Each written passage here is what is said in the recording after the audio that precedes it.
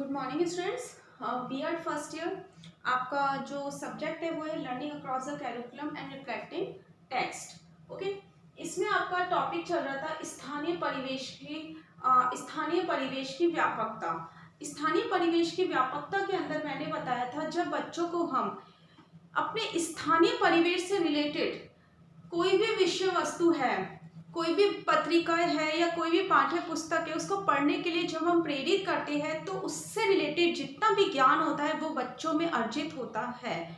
मतलब माना गया है परिवेश से कि परिवेश जो होता है बच्चों का वो सबसे पहला गुण होता है। स्थानीय मतलब होता है कि हम हमारे आसपास जो भी मतलब देखते हैं, गांव होते हैं, शहर होते हैं, समुदाय होते हैं, उनसे बच्चा कुछ ना कुछ सीखता है। अपने प्रदूषण होता है, वनस्पति होते हैं, जीव जंतु, मतलब अपने स्थानीय क्षेत्रों में वो किस प्रकार की शिक्षा ले रहा है, किस प्रकार की वैल्यूज को सीख रहा है, तो उस चीज को पढ़ने के लिए हम उसको क्या करते हैं, प्रेरित करते हैं। तो वही क्या माना जाता है, स्थानीय व्यापकता के लिए पठन माना जाता है। अब स्थानीय व्यापकता जो होती है उसमें क्या क्या श्रेणियां, स्थानीय परिवेश जो होता है उसमें हम क्या क्या श्रेणियां देखते हैं, क्योंकि स्थानीय व्यापकता को एक तरीके से परिवेश से संबंधित बता रहे हैं हम। तो इसमें मैंने 3 चीजें बताई थी कि बच्चा स्थानीय परिवेश के अंदर स्थानीय पठन के अंदर 3 परिवेश हम देखते हैं। प्राकृतिक स्थानीय पठन देखते हैं,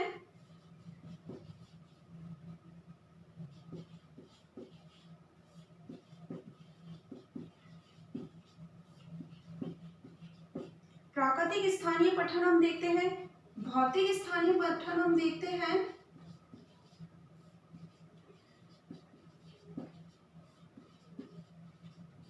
और तीसरा हम देखते हैं सामाजिक स्थानीय पठन। सामाजिक स्थानीय पठन।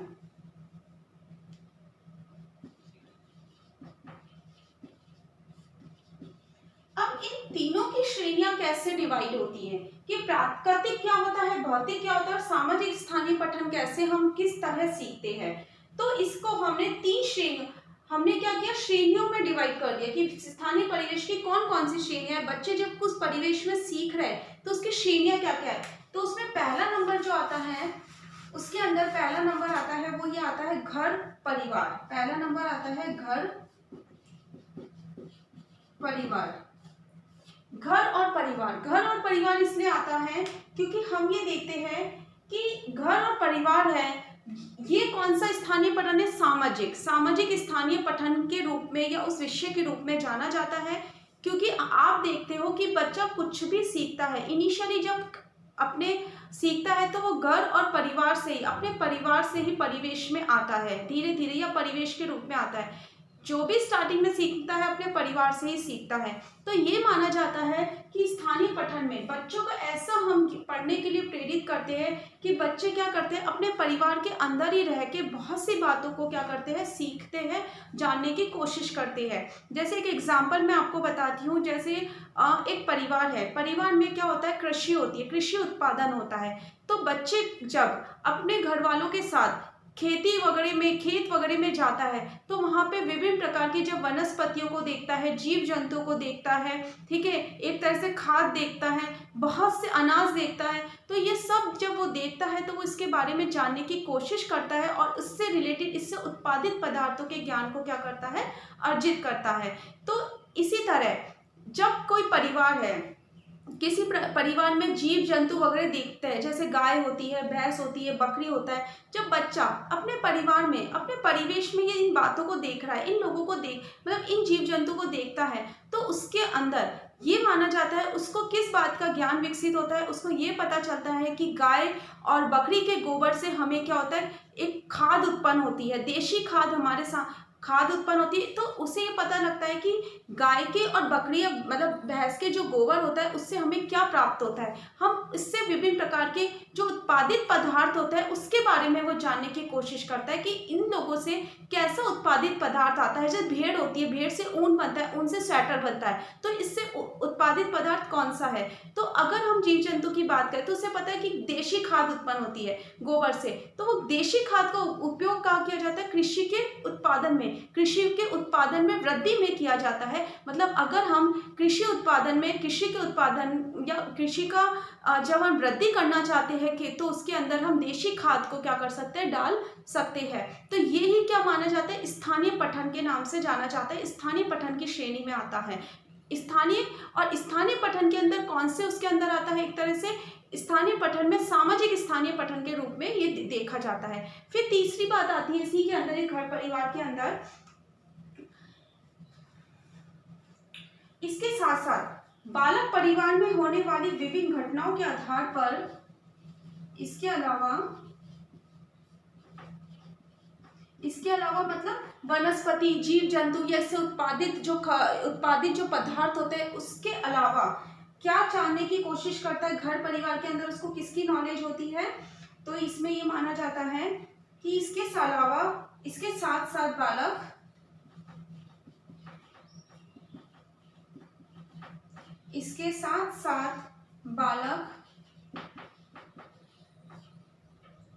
परिवार में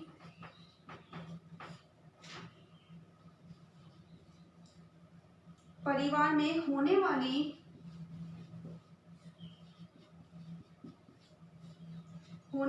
विभिन्न घटनाओं के आधार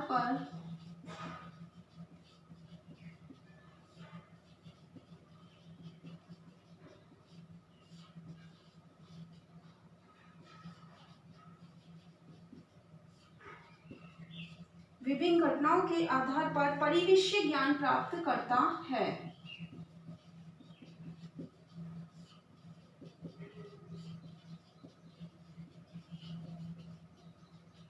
ठीक है, इसके साथ साथ बालक क्या करता है, परिवार में होने वाली विभिन्न घटनाओं के आधार पर परिवेशीय ज्ञान प्राप्त करता है। जो वहां पे घटना घटती है तो उसके आधार पर भी इसके साथ साथ बालक अपने भाई बहन, माँ बाप, इनसे क्या करता है, प्राकृतिक संसाधनों का भी ज्ञान प्राप्त करता है। तो ओवरव्यू हम क्या कह सकते हैं कि पारिवारिक व्यवस्था के आधार पर बालक अपने क्या कर सकता है, बालक अपने स्थानीय पठन को के अंदर क्या कर सकता है, प्रत्येक प्रकार के ज्ञान को विकसित कर सकता है। और क्या कर सकता है, एक तरह से घर परिवार के द्वारा बालक अनेक प्रकार की बातों को सीख सकता है। और इसको किससे लिंक कर सकता है कि जब वो परिवार के अंदर अपने परिवेश से रिलेटेड सभी बातों को ग्रहण कर रहा है और फिर वो पुस्तकें, पत्र पत्रिकाएं को पढ़ता है तो उसकी पुष्टि करता है। तो ये माना जाता है कि घर परिवार ही बालक के परिवेश का प्रमुख केंद्र माना जाता है। अब बात आती है दूसरी, घर परिवार के बाद सेकंड आता है स्थानीय पठन में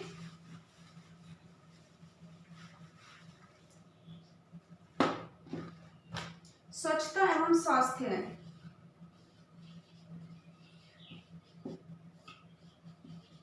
स्वच्छता एवं स्वास्थ्य,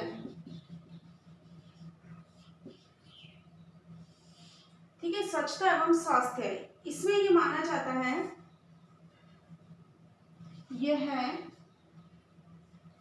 पठन के भौतिक विषय के रूप में जाना जाता है। भौतिक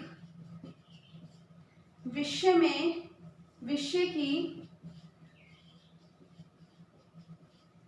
श्रेणी में आते हैं। ठीक है, स्वच्छता एवं स्वास्थ्य,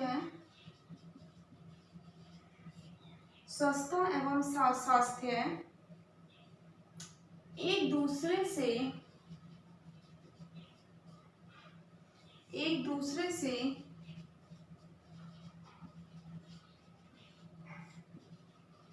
घनिष्ठ रूप से संबंधित है।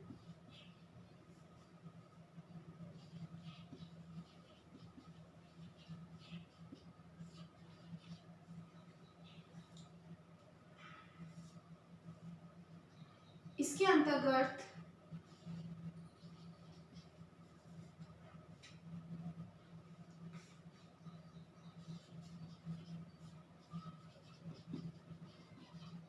उत्तम स्वास्थ्य में व्यक्तिगत और परिवेशीय स्वच्छता।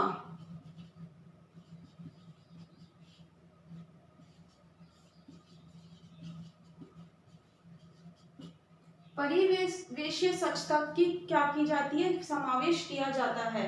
मतलब स्वच्छता और स्वास्थ्य जो पठन होता है, ये जो पठन है वो भौतिक विषय की श्रेणी में आते हैं। जैसे वो सामाजिक विषय की श्रेणी में आते हैं, भौतिक विषय की श्रेणी में आते हैं। और इसका स्वच्छता और स्वास्थ्य का एक दूसरे से घनिष्ठ संबंध होता है, क्योंकि स्वच्छ वातावरण रहेगा तो जो बालक है वो भी क्या रहेगा, स्वस्थ रहेगा।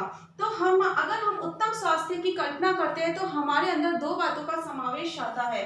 उस कल्पना के अंदर व्यक्तिगत रूप से स्वच्छता और परिवेशीय स्वच्छता, ये दोनों प्रकार से आता है। अब व्यक्तिगत स्वच्छता मतलब होता है कि बालकों को इस प्रकार से पढ़ने के लिए प्रेरित करो, या इस प्रकार के ज्ञान के लिए बच्चों को ऐसी बुक पढ़ने के लिए प्रेरित करो जिसके अंदर व्यक्तिगत स्वच्छता पर क्या दिया गया है, व्यक्तिगत स्वच्छता पर एक तरह से फोकस किया गया है, केंद्र माना गया है। जैसे अब हम ऐसी बातें या ऐसे बुक्स बच्चों को पढ़ने के लिए प्रेरित करेंगे, जैसे हमें नेल्स काटने चाहिए समय समय पर, बाल धोने चाहिए, अच्छे वस्त्र पहनने चाहिए, ठीक है, धुले हुए वस्त्र पहनने चाहिए, बालों में कंघी करनी चाहिए, ठीक है। तो पर्सनली हमारा क्या है लुकआउट, ज्यादा से ज्यादा पानी पीना चाहिए, ठीक है, ब्रश करना चाहिए। तो ये सारी बातें हमें किस में देखने को मिलती है, व्यक्तिगत स्वच्छता में देखने को मिलती है। इसी तरह बात आती है परिवेशीय स्वच्छता की। तो परिवेशीय स्वच्छता मतलब होता है कि हमारा जो परिवेश है, घर का जो वातावरण है, जैसे घर, विद्यालय, समाज, इसकी स्वच्छता हमें देखने को मिलती है। तो इससे रिलेटेड जब हम पढ़ने के लिए बच्चों को प्रेरित करते हैं तो इसके अंदर कौन कौन सी बातें हमारे सामने आती है। कक्ष साफ सुथरी होनी चाहिए, समय समय पर घर की सफाई होनी चाहिए। घर की सफाई के साथ साथ समाज के अंदर जितने भी स्वच्छता से रिलेटेड क्या लगाने चाहिए, हमें एक तरह से रैली लगानी चाहिए, और हमें क्या करना चाहिए, प्रदूषण का ध्यान रखना चाहिए, ठीक है। और इसके अंदर हम कूड़ा है जो निर्धारित स्थान पर फेंकना चाहिए। मतलब ये सारी परिवेश से रिलेटेड जितनी भी बातें आती है वो परिवेशीय स्वच्छता में आती है। अब बात आती है इसके अंदर कि जब बच्चा उत्तम स्वास्थ्य की तरफ आता है तो उत्तम स्वास्थ्य में उसे ये पता होना चाहिए कि हमें जो हम खाना खाते हैं वो क्या होना चाहिए, एक तरह से अच्छा खाना होना चाहिए। उसके अंदर विभिन्न प्रकार के विटामिन सी वगैरह नियुक्त होना चाहिए, विटामिन ए होना चाहिए, विटामिन डी होना चाहिए। तो कौन सा विटामिन हमारे लिए सबसे ज्यादा बेनिफिट है, उसकी ओर हमें क्या करना चाहिए, ध्यान देना चाहिए। इससे बाद अगर हमें स्वच्छ रहना है तो हमें ज्यादा से ज्यादा पानी पीना चाहिए। तो मतलब ये सारी बातें किस पे आती है, स्वच्छता और स्वास्थ्य पर आती है, और ये स्थानीय परिवेश की श्रेणी के अंदर सबसे महत्वपूर्ण स्थान रखता है, क्योंकि स्वस्थ मस्तिष्क में किसका निवास होता है, स्वस्थ व्यक्ति का निवास होता है। तो यही माना गया है कि स्वच्छता और स्वास्थ्य किस पे डिपेंडेंट है, स्थानीय परिवेश की श्रेणी में सबसे ज्यादा इंपॉर्टेंट होता है। अब इसके आगे और कौन सी श्रेणी हो मैं आपको नेक्स्ट वीडियो में बताऊंगी।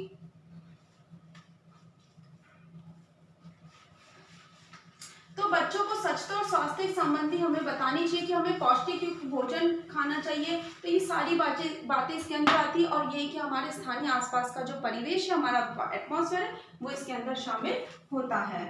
अब आपका होमवर्क है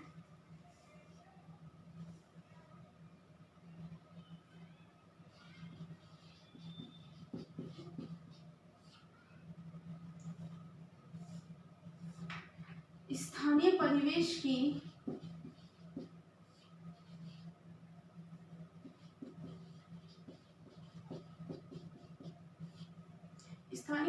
के अंतर्गत स्वच्छता एवं स्वास्थ्य पठन को स्पष्ट कीजिए। स्थानीय परिवेश के अंदर स्वच्छता एवं स्वास्थ्य पठन को क्या करना है, आपको स्पष्ट करना है। घर पे रहिए, सुरक्षित रहिए। Thank you.